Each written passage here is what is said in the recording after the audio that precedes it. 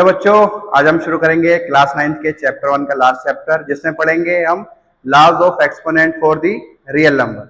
इस चैप्टर में इस टॉपिक में हम क्या देखेंगे? हम देखेंगे कि कुछ ऐसी नंबर हैं जिनके ऊपर क्या है, कुछ पावर्स है। तो उन पावर्स को हम कैसे सोल्व करेंगे, कैसे कैसे क्या होगा इसमें, तो चैप्टर में समझते हैं। उससे पहले देखते हैं हम क्या, अगर मैं बोलूं कि मेरे पास एक नंबर है, वो क्या है, ए है, और इसकी पावर है एम, तो ये जो नंबर होती है ये होती है हमारी बेस, और इसकी जो पावर होती है वो क्या होती है, हमारी एक्सपोनेंट होती है, फिर इसमें हम पावर ही बोल सकते हैं।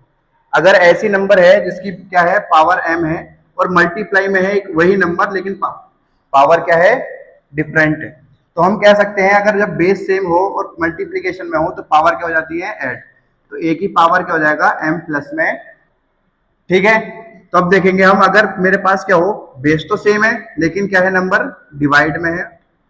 बेस सेम है, पावर अलग है, नंबर किस में है, डिवाइड में। तो हमारे पास आंसर क्या होगा, a की पावर m माइनस में n। लेकिन एक चीज यहाँ पे ध्यान रखने वाली है, क्या कि m बड़ा होना चाहिए किससे, n से। m क्या होना चाहिए, n से बड़ा होना चाहिए, और अगर बड़ा नहीं होगा, छोटा होगा, अगर a की power m divided by a की पावर n हो, जहां पर n बड़ा हो किससे, m से, तो वो हो जाएगा हमारा 1 a की पावर n माइनस m। क्या हो जाएगा, 1 a की पावर n माइनस m।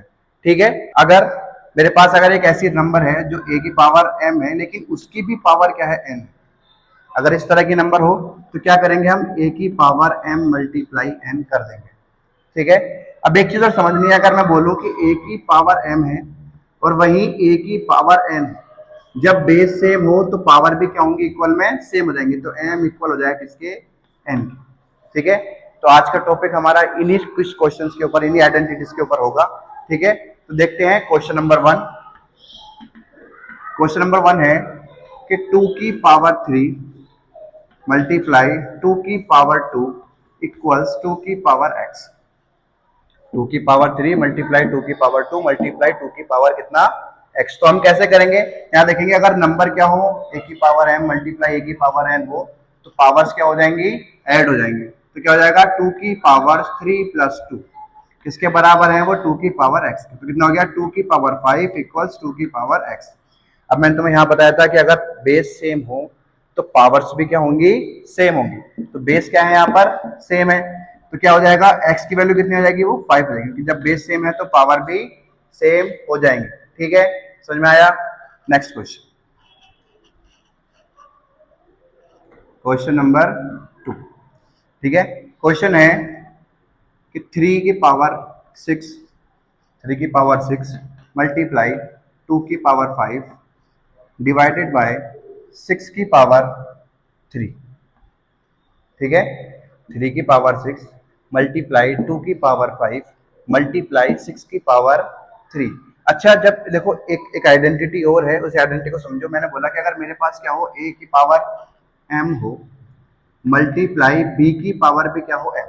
अब यहाँ पर क्या है, बेस अलग अलग है लेकिन पावर क्या है, सेम है। जब ऐसा हो तो हम क्या करते हैं, a की और b की मल्टीप्लाई कर दो और पावर क्या रहने दो, सेम कर दो।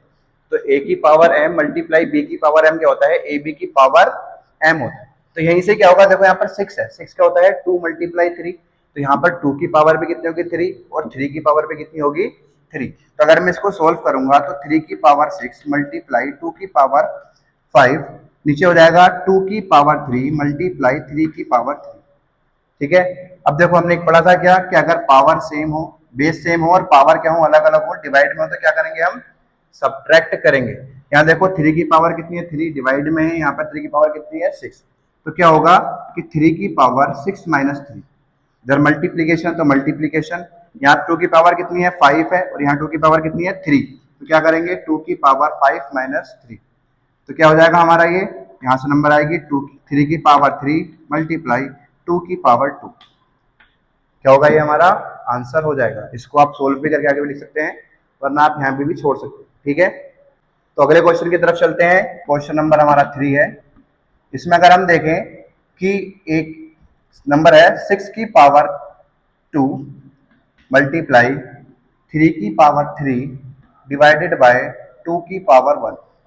ठीक है, इसको कैसे सोल्व करेंगे, तो देखो मैंने तुम्हें बताया था कि 6 की पावर 2 का मतलब क्या होगा, कि 2 की पावर 2 मल्टीप्लाई 3 की पावर 2।